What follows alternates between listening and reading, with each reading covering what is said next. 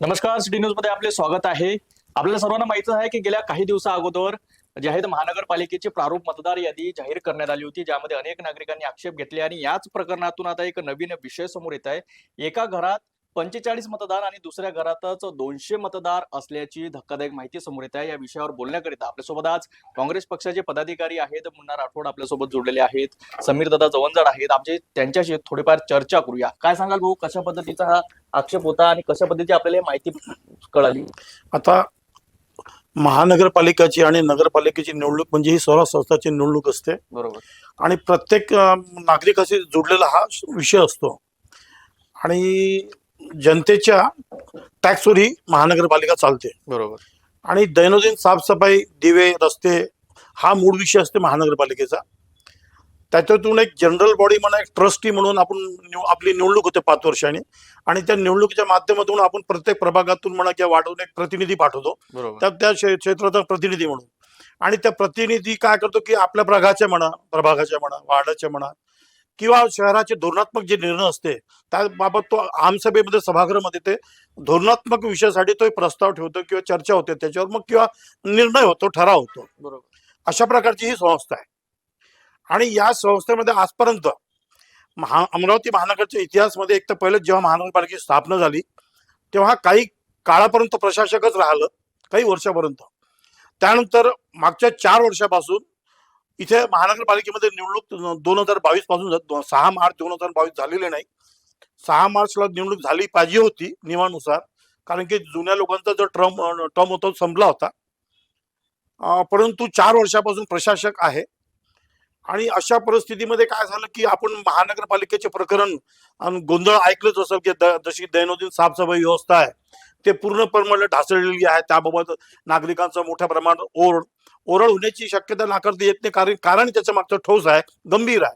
कारण की तो दैनंदिन नागरिकांच्या आरोग्याच्या निगडीत विषय आहे साफसफाई म्हणजे. बरोबर. करीता त्यामध्ये झालेला भ्रष्टाचार, त्यामध्ये तशाच प्रकारचा नावा ते मल्टीप्लेक्स म्हणा किंवा इतर जे विषय आहे, जमिनीचे आरक्षण, जसे आपण काय करतो की एक आपण टाउन प्लॅनिंग तयार करतो, म्हणजे प्रारूप विकास योजना तयार करतो आपण आणि त्या विकास योजनेअंतर्गत आपण खेळाचं मैदान तयार करतो मुलांसाठी.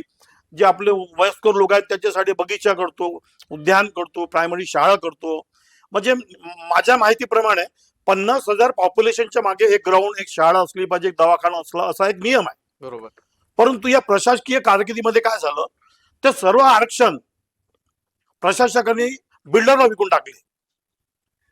म्हणजे आज जर तुम्ही पाहिलं तर पूर्ण अमरावती शहरामध्ये खेळाचं मैदानच नाहीये, विद्यार्थ्यांसाठी म्हणा, मुलांसाठी, वयस्कर लोकांसाठी उद्यानच नाहीये, बगीचेच नाहीये, ओसर पडलेले आहे.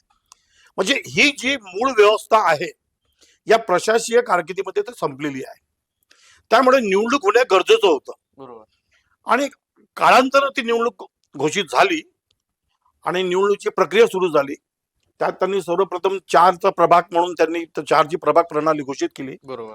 आणि प्रभागाची प्रणाली घोषित करत असताना त्यांनी काय केलं, एकूण लोकसंख्या त्या प्रभागाची दाखवली आणि एकूण लोकसंख्या, तर उदाहरणार्थ माझाच प्रभाग समजून घ्या, प्रभाग क्रमांक 18, त्याची लोकसंख्या त्यांनी 26,909 दाखवली. बरोबर. लोकसंख्या. आणि जेव्हा आरक्षण घोषित केलं तर माझ्या प्रभागाचं म्हणे किंवा संपूर्ण 22 प्रभागाचं, त्यात त्यांनी काय केलं, माझ्या तिची लोकसंख्या दाखवली 30,473. बरोबर. म्हणजे समजून घ्या त्यांनी जवळपास 4,500 मतं आमच्या प्रभागात वाढवली. मग अशा प्रकरणात आम्ही काय केलं, हे त्यांनी 20 तारखेला घोषित केली मतदार यादी, प्रारूप मतदार यादी. आम्हाला ही माहिती किंवा आम्हाला शंका किंवा आम्हाला जे आमच्या सूत्रानुसार जे माहिती मिळाली पाहिजे ते आम्हाला 19 तारखेला भेटली की बा अशा प्रकारचं मतदार यादीमध्ये घोळ आहे.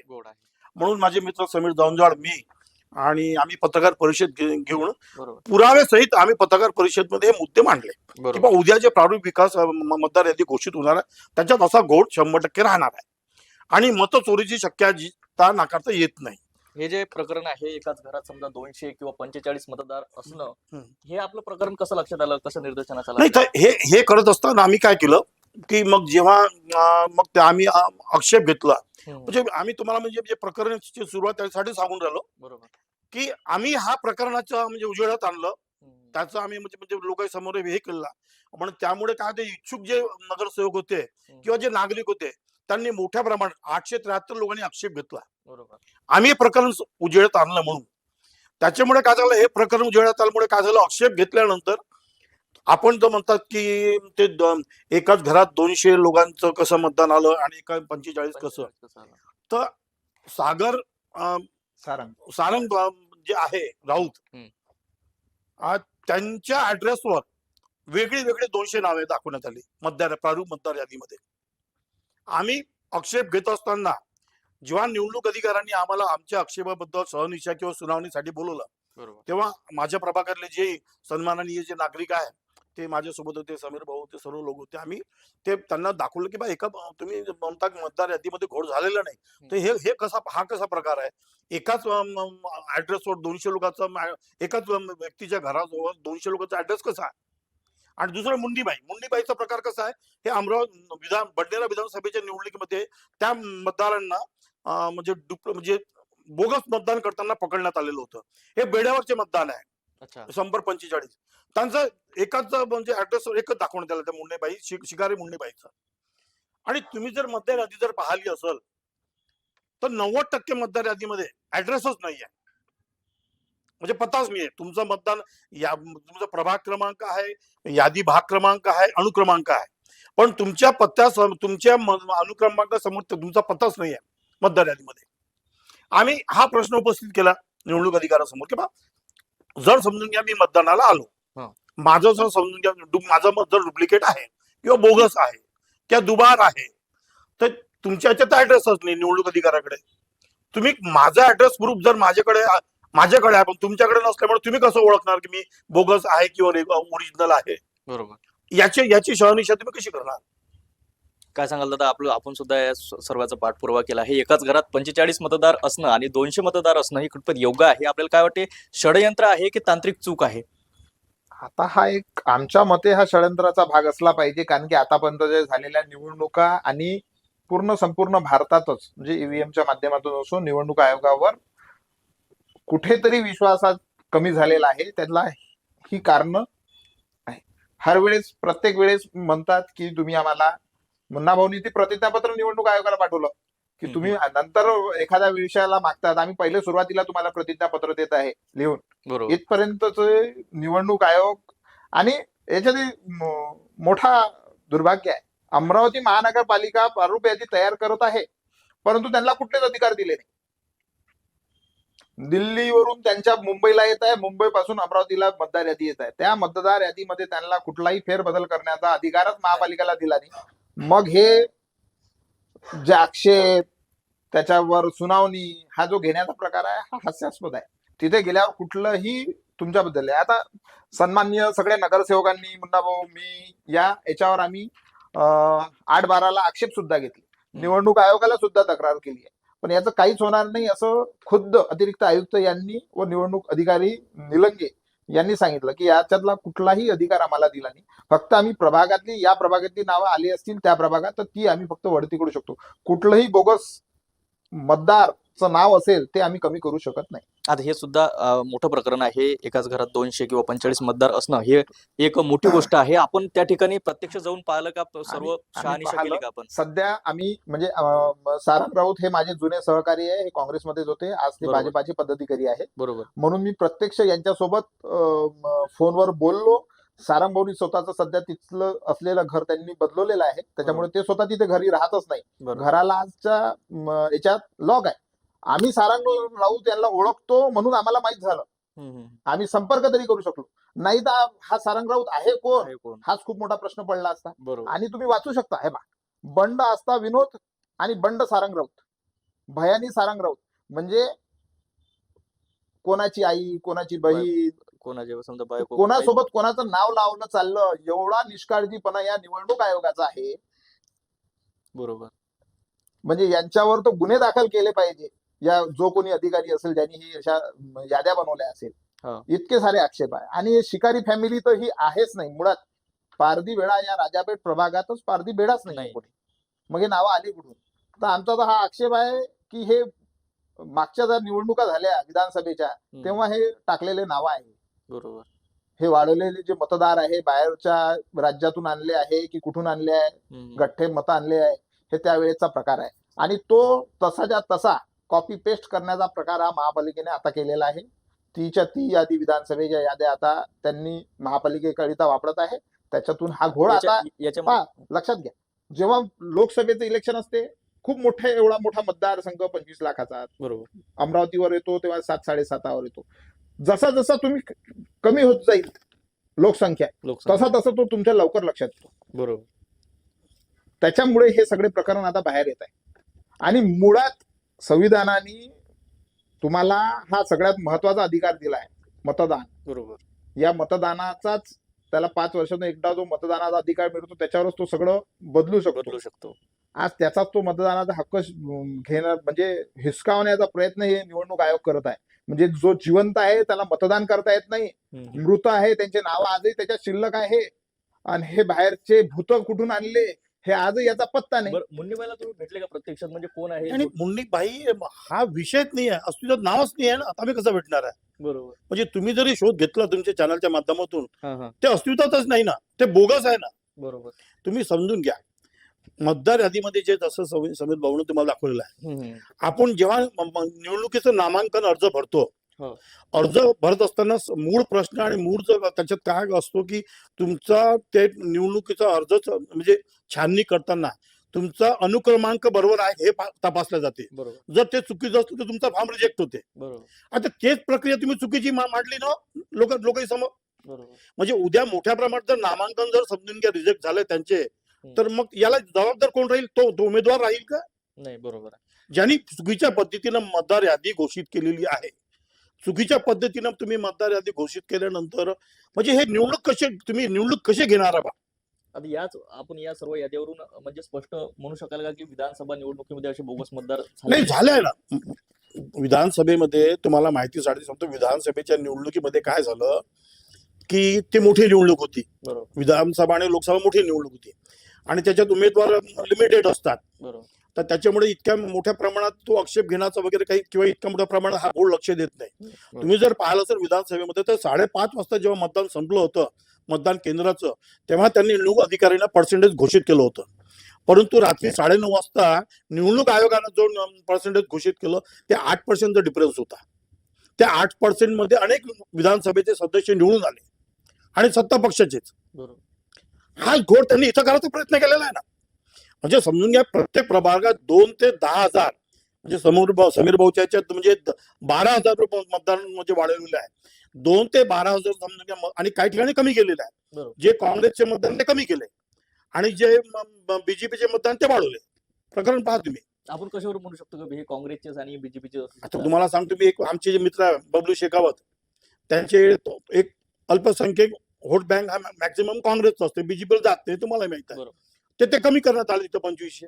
कोणाचं मतदान असू शकते, कोणत्या पक्षाचं असू शकते? काँग्रेसचं. आता मूळ तुम्हाला एक गंमत सांगतो मी. आता आपण इथं चर्चेला बसलेला किंवा वर्तमानपत्रामध्ये बातमी आल्या, 18 प्रभागामध्ये इतका मोठा घोळ झालेला आहे, हे सर्व जग जाहीर झालेलं आहे. बरोबर. परंतु याच्या इतर पक्षांच्या लोकांनी आक्षेप घेतलेला आहे. सत्ता पक्षाच्या भाजपने कोणी आक्षेपच नाही घेतला. त्यांचे तर 3 सिटिंग नगरसेवक आहेत तिथचे, त्यांनी तर हा प्रश्न उचलून धरायला पाहिजे होता. बरं, सोमवारी तुम्हाला सर्वजणाला जे आहेत मनपामध्ये बोलवण्यात आलं होतं चर्चा करण्याकरिता. काय निर्देश निघाले? नाही, चर्चा करण्याकरिता नाही, तुमच्या जे तुम्ही ऑब्जेक्शन घेतलेलं आहे त्याचं निवारण करण्याकरिता तुम्ही तुमच्या ऑब्जेक्शन बद्दल आम्ही तुम्हाला काय म्हणजे तुम्हाला हे बाजू मांडा, तुमची बाजू मांडा. पण आम्हाला तेव्हा निवडणूक अधिकाऱ्यानं स्पष्ट म्हटलं की आम्हाला कोणतेच अधिकार नाही, हे जस्ट फॉर्मॅलिटीज आहे. हे फॉर्मॅलिटीज आहे, तुम्हाला बोलवणे हे आम्हाला फक्त वरतून आदेश आलेला की तुम्ही असं करून घ्या.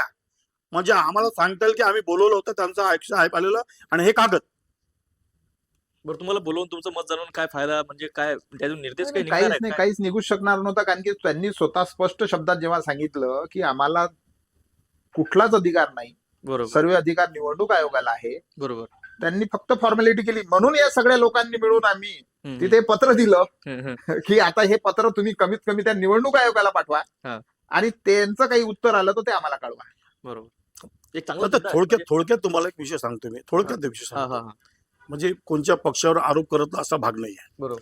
मागच्या 9 वर्षापासून 5 वर्ष म्हणजे मागच्या 5 वर्षात बीजेपी सत्तेत होती महानगरपालिकेमध्ये अमरावतीमध्ये. बरोबर 4 वर्षापासून केंद्रात आणि राज्यात म्हणजे भाजपची सरकार आहे. बरोबर म्हणून महानगरपालिका आहे त्यांच्याच अंडरमध्ये आहे किंवा त्यांचा त्याच्यावर कंट्रोल आहे असं म्हणता येणार नाही. बरोबर मग 9 वर्षापासून हा जो अमरावती महानगरपालिकेमध्ये दैनंदिन साफसफाई व्यवस्था, इतर भ्रष्टाचार, हे जे प्रकरण मोठ्या प्रमाणात झाले, सर्व पक्ष विरोधी पक्षांनी आंदोलन केले, म्हणजे निवेदन दिले, वर्तमानपत्रामध्ये त्याची म्हणजे हे केलं, प्रकरण उजेडात आणले. हे असा प्रकार असताना भाजपाचे पालकमंत्री बावनकुळे साहेब व भाजपाचे नेते म्हणतात की आमचे 55 नगरसेवक निवडून येतील, ठामपणे बोलतात. बरोबर म्हणजे हा कोणत्या आधारावर विश्वास करते, म्हणजे यांचा हा जो कॉन्फिडन्स आहे हा कोणत्या आधारावर आहे? बरोबर एक चांगला मुद्दा आहे. जर कारवाई करण्याचे अधिकारच महानगरपालिकेला नव्हते तर तुम्हाला बैठकीसाठी कशासाठी बोलवण्यात आले यावर आयुक्तांनी काही उत्तर दिलं का? अतिरिक्त नाही, हा प्रश्न आम्ही अतिरिक्त आयुक्त होते बैठकीला, बरोबर निवडणूक अधिकारी होते बरोबर आणि प्रत्येक झोनचा तो झोन अधिकारी होता आणि उपअभियंता होता त्या बैठकीमध्ये, ज्याला एक प्रक्रिया राबवण्याकरिता देण्यात आलेली होती. बरं आणि नगर सचिव होते म्हणजे निवडणूक अधिकारी. हा. त्यांनी स्पष्ट सर्वांच्या समोर या भाषेत म्हटलेलं आहे. आम्ही त्यांना पत्र दिलं, जे समीर भाऊन दाखवलं तुम्हाला. त्यांनी या स्पष्ट भाषेत म्हटलं की आम्हाला काहीच अधिकार नाही. हे दिल्लीवरून केंद्र निवडणूक आयोगाकडनं आलेलं मुंबईला ते दप्तर आमच्याकडे पाठवलेलं आहे. असं तुमची फॉर्मॅलिटीज करून हे दप्तर आम्हाला परत त्यांना पाठवायचं. बरं हे उत्तर तुम्हाला म्हणजे डाऊटफुली वाटत आहे की जबाबदारी झटकण्याचं एक नाही, डाऊटफुल आहे. कारण की म्हणजे अमरावती जे निवडणूक अधिकाऱ्यांनी किंवा अतिरिक्त आयुक्त नाईक मॅडमनी जे आम्हाला सांगितलं की आम्हाला अधिकार नाही आहे, बरोबर ते त्यांची भूमिका त्यांनी स्पष्ट केलेली आहे. बरोबर की तुम्ही आम्हाला जर किती बोललंय, किती केला, आक्षेप घेतला किंवा आमचा किती विरोध केला तर तो मुळात चुकीचा आहे, कारण की आम्हाला अधिकारच नाही. बरोबर आणि आमच्या लक्षात आलं की यांना अधिकार नाही. बरं हे वरतूनच घडलेला प्रकार आहे. जसं इतर आपण देशामध्ये अडकून राहिलो की मतचोरीचा प्रकार ऐकून राहिलो, मग त्या माननीय विरोधी पक्षनेते राहुल गांधींनी पुरावे दिले. हा प्रकार आता खालपर्यंत येऊन राहिले. म्हणजे हा जो आजार आहे कॅन्सरचा, निवडणुकी मतदानाचा आजार, आता खालच्या पातळीपर्यंत येऊन राहिलेला आहे. बरोबर हा तुम्ही लक्षात घ्या. आणि किती मोठी गंभीर म्हणजे विषय आहे की घटनेनं आपल्याला लोकशाहीमध्ये मतदानाचा अधिकार दिलेला आहे. आणि मतदानाचा अधिकार म्हणजे तुम्ही स्वतंत्र तुमच्या लोकशाही पद्धतीने तुम्ही तुमचा निवडणूक प्रतिनिधी निवडा आणि त्याला सभागृहात पाठवा. तुम्ही तोही अधिकार त्याचा हिसकून घेऊन राहिले, म्हणजे किती मोठी दुर्दैव आहे, किती मोठी दुर्भाग्य आहे. आता काय सगळं प्रशासन म्हणत आहे की जी स्थिती आहे ते कायम ठेवा. जर अशी बोगस नावे यादीत राहिली तर येणाऱ्या महानगरपालिका निवडणुकीच्या निकालावर याचा किती मोठा परिणाम राहू शकतो? 100% याचा निकालावर परिणाम आहे. पाहता तुम्हा आम्हाला सर्वसामान्यांना दिलेली ही मतदार यादी ज्याच्यात फोटो नाहीये, बरोबर, बीएलओ आणि निवडणूक आयोग यांच्याजवळ असलेली ही मतदार यादी ज्याच्यामध्ये फोटो आहे.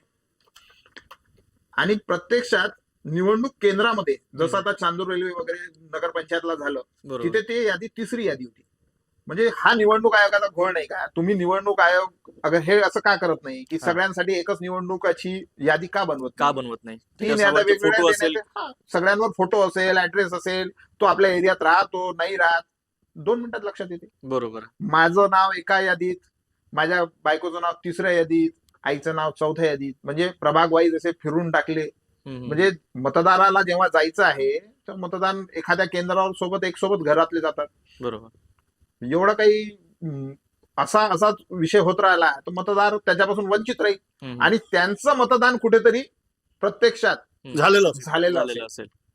भाऊ आता काय सांगाल, 10 डिसेंबरला अंतिम मतदार यादी जाहीर होणार आहे. प्रशासनाने जर असमर्थता दर्शविली तर मग आता तुमच्याकडे आता तुम्हाला माहित आहे मधात विरोधी पक्षनेते देशाचे विरोधी पक्षनेते देशाचे माननीय राहुल गांधी यांना निवडणूक आयोगाने प्रतिज्ञापत्र मागितलं होतं. बरोबर. किंवा तुम्ही प्रतिज्ञापत्र द्या, आम्ही तुम्हाला माहिती देतो म्हणून. आम्ही त्यांच्या निवडणूक अधिकाऱ्यांच्या आदेशानुसार मी हे प्रतिज्ञापत्र दिलेलं आहे. बरोबर. आणि मी त्या प्रतिज्ञापत्र मध्ये मला काय माहिती पाहिजे किंवा मला काय या निवडणूक प्रक्रियेमध्ये संशय आहे ते त्याच्यात दिलेलं आहे. बरोबर. म्हणून आज मला नाही तर जवळपास अमरावतीच्या 95% नागरिकांना या महानगरपालिकेच्या निवडणुकीमध्ये संशय आहे किंवा मतचोरीची प्रकारची प्रक्रिया सुरू झालेली आहे. बरोबर. आणि जे सत्ता पक्षाचे जे उमेदवार आहे त्यांना फुल कॉन्फिडन्स आहे किंवा आपल्याला काही फिरायची गरज नाही, प्रचार करायची गरज नाही. आपल्या पक्षांनी, आपल्या वरिष्ठ नेत्यांनी आपली निवडून याची सोय पूर्ण करून दिलेली आहे. म्हणून आम्ही त्या दिवसच्या बैठकीमध्ये सोमवारी मनपा आयुक्तांना आणि निवडणूक अधिकाऱ्यांना हे म्हटलं की विनाकारण कशाला आमचा वेळ तुम्ही वाया घालवता, पैसे वाया घालवता, तुम्ही तसंच त्यांना प्रमाणपत्र देऊन द्या ना किंवा तुम्ही नगरसेवक. आम्हाला कशाला तुम्ही म्हणजे आमचं कसं म्हणजे आम्हाला कसं म्हणजे तुम्ही हे करून आले, तुम्ही हरास करून आले तुम्ही. जर तुम्हाला हे करायचंच आहे शेवटी तर म्हणजे कसं आहे की आता तुम्हाला माहित आहे की आता हे म्हणजे मीडिया समोर बोलायला काही म्हणजे वस्तुस्थिती आपण बोलतो. बरोबर. आजकाल तुम्हाला माहिती आहे की निवडणूक म्हणजे कसा आजकाल म्हणजे मोठ्या प्रमाणात आर्थिक लेनदेन हा प्रकार सर्रास झालेला आहे, त्याच्याशिवाय निवडणूक होत नाही. अशा स्थितीमध्ये जर समजून घ्या तुम्ही 7-10 उमेदवार उभे राहिले आणि एक निवडून आला, तो 9 लोकांची ते आर्थिक दृष्ट्या बिचारा तो संपून जाते, मानसिक दृष्ट्या तो त्याला त्रास होतो आणि इतरही याचा त्याला त्रास होतो. तर मग तुम्ही सांगा की मग अशाने लोकशाहीवर आजच विश्वास राहिलेला नाही. मग तुम्ही त्याला कशाला विनाकारण आर्थिक खड्ड्यात पाडता. बरोबर. हा तुम्हाला कॉन्फिडन्स आहे ना. पालकमंत्री जबाबदार व्यक्ती, जेव्हा की पालकमंत्री हा पक्षाचा नसतो, कोणच्या हा पालकमंत्री त्या जिल्ह्याचा असते, सर्व पक्षाचा असतो, परंतु तो ठामपणे सांगते की आमचे 55 नगरसेवक निवडून येणार. मागच्या वेळी जे तुम्ही निवडणूक पाहिली होती तेव्हाचे जे माजी पालकमंत्री होते त्यांनी 45चा आकडा सांगितला होता आणि 45 निवडून आले होते. बरोबर. म्हणून शंका निर्माण होणं स्वाभाविक आहे. बरं, आता एवढा मोठा प्रकार आपल्या अमरावती शहरात समोर आलाय, आता तुम्ही कोर्टाचा दरवाजा ठोकणार की निवडणूक आयोगाचा? नाही, आम्ही तर जनतेचा दरवाजा ठोकलेला आहे. म्हणूनच आज आपण चौथ्या आधारस्तंभाच्या माध्यमातून जनतेला सांगत आहे की तुम्ही तुमचे डोळे उघडे ठेवा आणि आमची तर अजूनही मागणी आहे की जितक्या जास्त प्रमाणात तुम्ही आमच्या महाविकास आघाडीला मतदान करण्याचा प्रयत्न करा तेवढा करा आणि ही लोकशाही वाचवा. कुठेतरी हुकुमशाहीकडे, राजवटीकडे हा सगळा कारभार चालला आहे. ही हुकुमशाहीच आहे. एका पद्धतीने त्यांच्या उमेदवारांना निवडून आणण्याकरिता असं षडयंत्र रचल्या चाललाय. बरोबर. त्याला कुठेतरी वाचा फोडण्याचं काम आपण जनतेने करावं अशी आपली अपेक्षा आहे. या मतदार यादीबद्दल नागरिकांना काय आवाहन करायला पाहिजे, काय सांगा? आणि आम्ही पहिले 2 पत्रकार परिषदेतून आवाहन केलेलं आहे. बरोबर. की मतचोरीचा प्रकार सुरू आहे. आमचा आरोप म्हणजे हा काही राजकीय स्टंट नाही आहे. बरोबर. आम्ही ते पुरावे सहित सादर केलेले आहे पत्रकार परिषदेमध्ये की मतचोरी झालेली आहे. बरोबर. आणि भविष्यामध्ये होण्याची शक्यता नाकारता येत नाही. जसं समीर भाऊने सांगितलं, मी तुम्हाला परत एकदा आठवण करून देतो. म्हणजे तुम्हाला भविष्यामध्ये मतदानाच्या दिवशी काय होणार आहे ही शंका मी तुम्हाला आजच म्हणजे आपले सन्माननीय मतदार आहे त्यांच्या लक्षात आणून देतो की 3 मतदार यादी अशा प्रकारच्या राहणार आहे. जे जो निवडणूक इच्छुक आहे, उमेदवार आहे अधिकृत, त्याला ते एक यादी देणार येणार आहे, एक BLO जोड राहणार आहे आणि एक मतदान केंद्रावर राहणार आहे. जर समजून घ्या, मी मतदान केंद्रावर मला माझं प्रतिनिधीने माझ्याकडे दिलं की हा तुमचा प्रभाग क्रमांक, हा तुमचा मतदान केंद्र क्रमांक, हा तुमचा भाग क्रमांक, हा तुमचा अनुक्रमांक, अशी चिठ्ठी आपल्या घरी येते. आपण ते घेऊन काय करतो, मतदानाला जातो. मग आपण त्या मतदान केंद्रावर जातो, मग त्या खोलीवर जातो, मग तिथे आपल्याला बाहेरपर्यंत आपल्याला ते व्यवस्थित असते. मग मतदान केंद्रामध्ये गेलो, हा नगरपालिकेमध्ये झालेला घोड आहे. मग मतदान केंद्रामध्ये आपण जातो, मग त्याला तो म्हणते काय नाव तुमचं सांगा, हे आणि क्रमांक सांगा. नाही, तुमचं तर मतदार यादीमध्ये नावच नाही आहे. मग तो तिथून परत निघते. मग कुठं शोधणार आहे तो? मग तो निराश होऊन घरी झाला जाते. म्हणजे तुम्ही मतदानापासून लोकशाहीमध्ये त्या मतदाराला वंचित ठेवण्याचा प्रयत्न करून राहिले की नाही? म्हणजे ही म्हणजे लोकशाहीची हत्या आहे किंवा नाही? बरोबर. मला तुम्ही समजून सांगा. आणि हा प्रकार आता नगरपालिकेमध्ये च्या निवडणुकीमध्ये झालेला आहे. याबाबत चांदूर रेल्वेच्या एका प्रत्यक्ष उमेदवारांनी माननीय जिल्हाधिकाऱ्यांसमोर तो आक्षेप घेतलाही होता. त्यांनी त्यांच्या प्रकरणे त्यांच्या लक्षात आणूनही दिलं. परंतु आता मीडिया शिवाय आम्हाला पर्यायच नाही. आणि आपण म्हणतो की न्यायालय, माननीय न्यायालय, पण माननीय न्यायालयापासून सर्व एजन्स्या ज्या आहे देशाच्या, हे कोणीच आजच्या स्थितीमध्ये लोकशाहीमध्ये नागरिकांना न्याय देऊ शकत नाही. हा आता आमचा विश्वास झालेला आहे. मोठ्या अपेक्षेने नागरिकांनी जे आहेत आता प्रारूप मतदार यादीवर जे आहे आक्षेप नोंदविले, त्यांचं समाधान होईल का नागरिकांचं, काय वाटतं आपल्याला? शंका आम्ही ते आमची बैठक झाली त्याच्यात त्यांनी स्पष्ट सांगितलं की आम्हाला अधिकारच नाही. आणि त्याच्यात कसं आलं, आता तुम्ही जर वर्तमानपत्रामध्ये वाचलं, 25,000 समथिंग 100 दोबार मतदार आहे ना. आणि ते म्हणतात की मतदार यादीमध्ये त्यांनी आणली आहे, मतदार यादीमध्ये त्यांनी दोबारच्या ठिकाणी त्यांनी जे स्टार असला पाहिजे तिथं स्टार नाही आहे. मोठ्या प्रमाणात घर क्रमांक नाही आहे. मोठ्या प्रमाणात त्याचा जो मतदार आहे त्याचा पत्ताच नाहीये. बरोबर. मग तुम्ही हे कोणत्या पद्धतीने तुम्ही प्रक्रिया राबवून राहिले? घर क्रमांक एनए केलेला आहे, म्हणजे प्रत्येकाचा. आता हे तर 202 मध्ये आहे मुन्नीबाई. घर क्रमांक एनए नील, घर क्रमांक एनए नील, घर क्रमांक एनए नील. या सारंग राऊत यांच्या घर क्रमांक 000. असा तो सगळा निवडणूक आयोगाचा सध्या कारभार आहे. आता आम्ही तुमच्या समोर जे पुरावे सादर केले, कुठं ते म्हणजे तुम्हालाही वाटत असेल की बा आम्ही जे बोलून राहिलो ते कोणाच्या तरी पुराव्याच्या आधारावर सत्य बोलून राहिलो. आणि हे सर्वसामान्य मतदारांनी हे प्रकरण लक्षात घेऊन आणि ह्या प्रकरणाची वाचा फोडली पाहिजे आणि याचा विरोध करायला पाहिजे. कारण की एक आम्ही जो प्लॅटफॉर्म आमच्याकडे आहे, उपलब्ध आहे, जसं तुम्ही प्लॅटफॉर्म आम्हाला उपलब्ध करून दिलं, त्याच्या माध्यमातून आम्ही हे पुरावे किंवा हा घोळ लक्षात आणून देऊन राहिलो. तसंच त्यांनी आता भविष्यामध्येही सर्वच विरोधी पक्ष नेत्याच्या सर्वच नेत्यांनी हा प्रकार उघडीस आणला पाहिजे. आणि ही जी हुकुमशाहीची जे पद्धत सुरू आहे राज्यामध्ये, देशामध्ये किंवा महानगरपालिकेमध्ये, हे हाणून पाडलं पाहिजे अशी आमची अपेक्षा आहे. बरं, सारंग राऊत हे आपल्या ओळखीचे आहे म्हणून आपण म्हणू शकतो का हा व्यक्ती अस्तित्वात आहे, पण मुन्नीबाईचं नाव ओळखल्यावर आल्यावर आपल्याला काय वाटेल? आपल्याला म्हणजे अशा हरेक प्रभागात घोटाळा झाला असेल. आता एका प्रभागाचा सांगितला, अशा प्रत्येक प्रभागात किती घोटाळे असतील, प्रत्येक प्रभागातील नागरिकांनी त्याच्यावर आक्षेप सुद्धा घेतले आहे अजून सुद्धा. परंतु मग तुम्हाला सांगितलं की आपल्याला जी यादी दिलेली आहे ती यादी फक्त नावाची यादी दिलेली आहे. बरोबर. फक्त नावावरून तुम्ही काहीच शोधू शकत नाही. जेव्हा तुम्ही फोटो किमान फोटो असता, ऍड्रेस असता, तर तुम्ही ओळखू शकले असते की माझा हा कॉलनीत राहत नाही. आता शोकांतिका तुम्हाला सांगतो मी कशी आहे. नगरपालिकेच्या निवडणुकीमध्ये 26 नोव्हेंबरला त्यांना चिन्ह वाटप करण्यात आलं आणि 2 तारखेला मतदान होतं. म्हणजे त्यांना अवधी 6-7 दिवसाची अवधी भेटली प्रचार करायला पूर्ण नगर परिषदमध्ये. आता माझ्या प्रभागाचं सांगतो मला, 18 नंबरचे काही सुतगिरणीमध्ये नाव आहे, काही सुतगिरणीचे आमच्या प्रभागामध्ये आहे, काही छत्री तलाव बेनोळामध्ये आहे, काही दसरा मैदानमध्ये, काही रविनगरमध्ये आहे. असे आमचे मतं वेगळ्या आहे आणि त्यांचे आमच्या ह्याच्यात आहे. जर अधिकृत मतदार यादी यांनी जर घोषित केली तर मग आचारसंहितेमध्ये आम्हाला कमी वेळ भेटेल, एकदम 10-8 दिवसाचा.